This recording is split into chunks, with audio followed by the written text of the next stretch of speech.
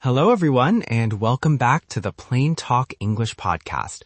I'm your host, Daniel. It's wonderful to have you with us again, whether you're starting your day, commuting to work, or just taking a few minutes to practice your English. Hi, everyone. I'm Anna. We're really happy to have you with us today. Our goal here is simple, to help you learn and practice English in a way that is clear, interesting, and fun. We believe that learning a language is a journey, and we're excited to be a part of yours. That's right.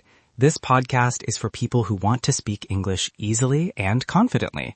We break down topics, teach new vocabulary, and give you plenty of opportunities to listen and repeat. Don't worry about getting everything perfect. The most important thing is to listen and try.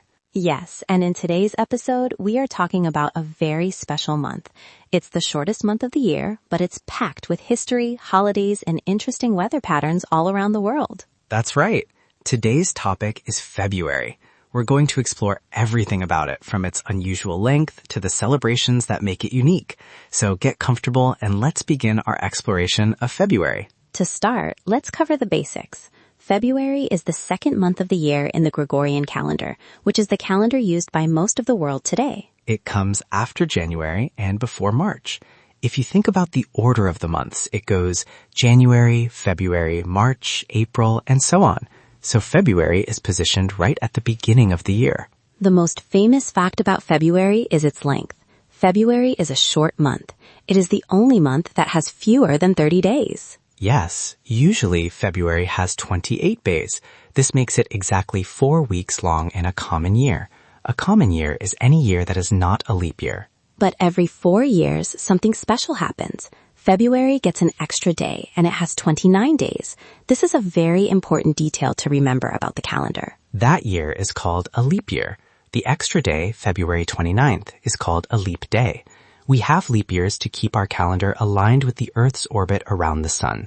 The Earth takes approximately 365.24 days to orbit the sun, so that extra fraction of a day needs to be accounted for. Adding an extra day every 4 years helps to correct this. Let's take a moment to practice these fundamental sentences. Repetition is key to memorization. Please repeat after me. February is a short month. Now let's try the next one. Repeat after me. February has 28 days. And one more about that special year. Repeat after me. In a leap year, February has 29 days. Excellent. But have you ever wondered why February is the short month? Its history is fascinating and goes all the way back to the ancient Romans. Originally, the Roman calendar only had 10 months and started in March. The winter period was considered a monthless, dead period. It was the Roman king Numa Pompilius who added January and February to the calendar around 713 BC to make it a full 12 months. The Romans believed even numbers were unlucky, so Numa made most months 29 or 31 days long. To make the total number of days in the year odd, 355 for a lunar year, 1 month had to be an even number. February, being the last month of the year at that time, was chosen to have the unlucky number of 28 days. The name February itself comes from the Latin word februum, which means purification. The Romans held a purification festival called Februa during this month to cleanse the city and atone for sins, preparing for spring. So in a way, it was the month of cleaning up, both literally and spiritually. Now let's talk about something everyone experiences, the weather. In many countries, especially in the Northern Hemisphere, that's the top half of the globe, including North America, Europe, and most of Asia. February is very cold. Yes, it is part of the winter season. In fact, for many places, it can be the coldest month of the year, a period sometimes called deep winter. The days are still short and the nights are long and cold. People often say February is cold and windy. The wind can make the cold feel even more intense. We call this the wind chill. It's a time for bundling up in warm clothes. Some places get snow in February. A fresh blanket of snow can be incredibly beautiful, covering everything in white and making the world seem quiet and peaceful. However, it can also cause travel disruptions. In other places, instead of snow, you might get frost on the ground in the morning or freezing rain, which is rain that turns to ice when it hits a surface. But here's a very interesting point. While the Northern Hemisphere is in winter, the Southern Hemisphere, including countries like Australia, South Africa, and Brazil, is experiencing summer. For them, February is one of the hottest months of the year. That's such a great contrast to think about. So while someone in Canada is wearing a heavy coat and boots, someone in Australia is probably at the beach, enjoying the sun and swimming in the ocean. For them, February is associated with sunshine, barbecues, and outdoor festivals. So when we talk about February's weather, it really depends on where you are in the world. It's a month of two completely different seasons happening at the same time. Let's practice some sentences that describe this. Listening to and repeating these sentences will help you talk about the weather with more confidence. Please repeat after me. It is very cold in February in my country. In the Southern Hemisphere, February is a hot summer month. I like drinking hot tea in February to stay warm. I wear warm clothes in February, like a sweater and a jacket. The days start to get a little longer in February, promising that spring is coming. Excellent work. Being able to talk about the weather is a very common and useful conversation skill in English. Now let's listen to a short conversation to see how these ideas are used in daily life. Anna, I have a question for you. Okay, Daniel, go ahead. Hi, Anna. How do you feel about the weather in February? Well, it's very cold, but I actually like it. It feels cozy to be inside with a warm blanket and a good book. What do you usually do in February? I'm similar. I stay at home more often. I drink a lot of hot coffee and watch movies. It's also a good time for me to cook warm foods like soup or stew. That sounds nice and relaxing. I agree. February feels calm and peaceful. The busy holiday season of December and January is over, and it feels like a quiet time to rest and recharge before spring arrives. Yes, I think February is calm and peaceful. However, some people don't enjoy it as much. The cold and gray weather can make them feel a bit sad or tired. This feeling is sometimes called the winter blues. That's true. Some people feel lazy because of the cold weather. It can be hard to find the motivation to go outside and be active. But even a short walk on a sunny winter day can make you feel much better. February is also known for a particular feeling, isn't it? In some countries, because of Valentine's Day, February is also known as a romantic month.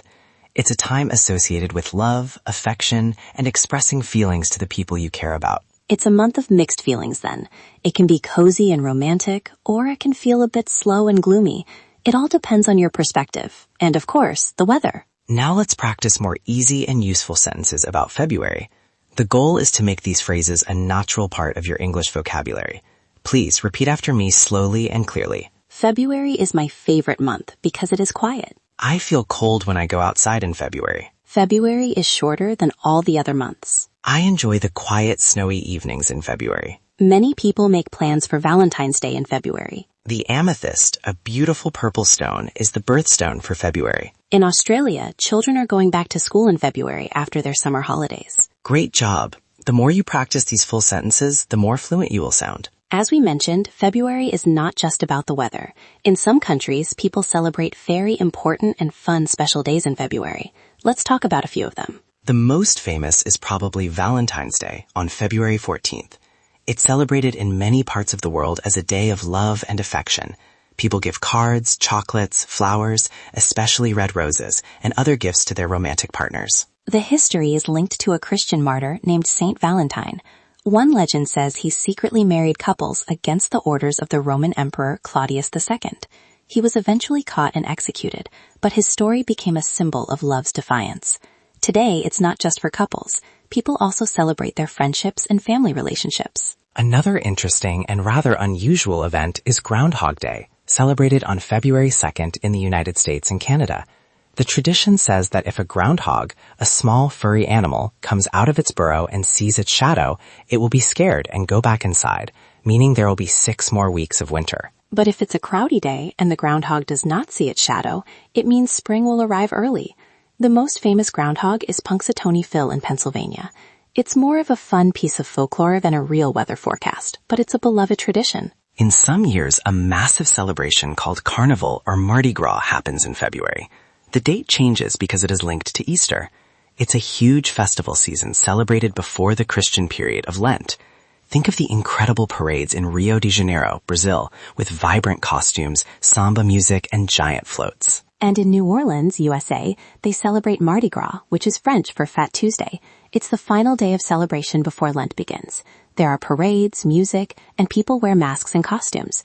It's a big party to enjoy rich foods and fun before a period of fasting and reflection. Lastly, another major global event that often falls in February is the Lunar New Year, also known as Chinese New Year or the Spring Festival. It's one of the most important holidays in China and many other Asian countries.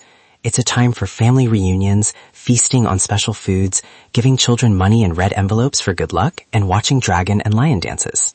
Now it's your turn to practice speaking. We want you to think for a moment and then try to answer a question out loud. It's okay if you only say 1 or 2 sentences. The point is to activate your English brain. Here's the question. What do you like or dislike about February? Think about the weather where you live, any holidays you celebrate, or just the general feeling of the month. Pause the podcast now and try to answer in English. You can start your answer with, I like February because, or I don't like February because. Take your time. Great job. Any practice is good practice. For example, you might have said something like, I like February because in my country, the weather starts to get a little warmer. It is not spring yet, but I can see the first flowers. I also like it because it is a short month. Or maybe, I dislike February because it is very cold and dark. I have to wear many layers of clothes and I miss the sunshine. I usually feel a bit tired in February. Both are perfect answers because they express your own thoughts in English. Practice makes you better every single time. Before we finish, we want to give you a little bit of motivation. Learning a language is a marathon, not a sprint. Some days you will feel like you are making great progress, and other days you might feel stuck. This is completely normal. Remember, you don't need perfect English to communicate. The goal is connection, not perfection. Don't be afraid to make mistakes. Mistakes are proof that you are trying, and they are a natural part of the learning process. You just need to practice every day. Consistency is the most important factor in learning a language. Even 10 or 15 minutes of daily practice can make a huge difference over time. Speaking a little English daily is very helpful. Try to think in English for a few minutes each day. Describe the room you are in. Think about your plans for the day, or even just name the objects you see. This small habit will build powerful connections in your brain. You are doing a great job just by being here and listening. Thank you so much for listening to this episode of the Easy English Podcast. We had a great time exploring the month of February with you.